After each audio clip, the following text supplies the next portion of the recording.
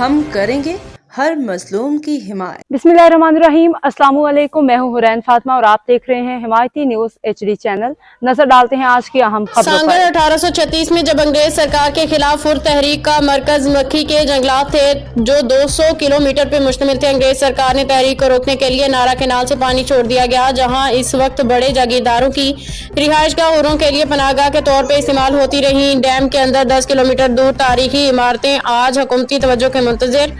Report कर रहे हैं इशफाक सलहरी। 1836 में अंग्रेज सरकार के खिलाफ जो हुर तहरीक शुरू थी तो हुर तहरीक जो मेन मरकज़ जो वो मक्खी बेला हुआ, जिथे अंग्रेज सरकार के खिलाफ हुर मूवमेंट हली पे।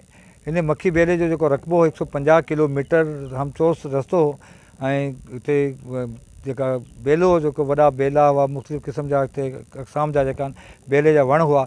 अंग्रेज सरकार जेॾीमहिल तमामु घणी तंग थी वई त हुननि नारे कनाल खे तोड़ियो, जिथे 165 खां मथे ॻोठ जेका हुआ हिन डैम जे अंदरि मौजूदु हुआ, जेको डैम जी शक्ल अख़्तियार करे वियो। ऐं हिते जेका पॉइंट ते मां बीठो आहियां उते दौर जा माड़ियूं आहिनि जेके 100-150 साल थी वियो आहे। ऐं हिन वक़्तु माड़ियूं जेके आहिनि सिंध सरकार जेको हिन कल्चर डिपार्टमेंट जेको हिनखे तफ़री गाह ठाहिण लाइ जेको आहे मनसूबो जोड़ियो आहे। पर ताहाल अञा ताईं सांगड़ जे माण्हू लाइ जा सिंध जा जेका माण्हू लाइ जेका डैम ते अचनि था, परे परे खां अचनि था, उन लाइ को बि हिते बुनियादी सहूलियतूं या तफ़री सहूलियतूं या ॻोठ में जेका रहनि था उन लाइ का सहूलियतूं कोन।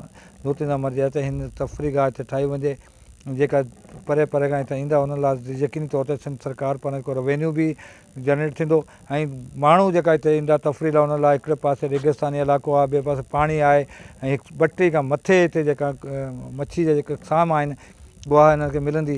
ऐं जेका इलाइक़ो जेको आहे तफ़री जे हवाले सां प्रमोट थींदो, रेवेन्यू थींदो ऐं माण्हू खे जेको आहे बहितर तफ़री सहूलियतूं मिलंदियूं। ऐं असांजा जेको क़ीमती असासा जेका आहिनि उन लाइ जेको ॿारनि खे नौजवाननि खे उनखे तफ़री जेका सां गॾु आगाही प्रोग्राम मिलंदो ऐं जेका असासा आहिनि उहो महफ़ूज़ थींदा। जी, अब तक के लिए इतना ही। मज़ीद खबरों और अपडेट्स के लिए देखते रहें हिमायती न्यूज HD चैनल।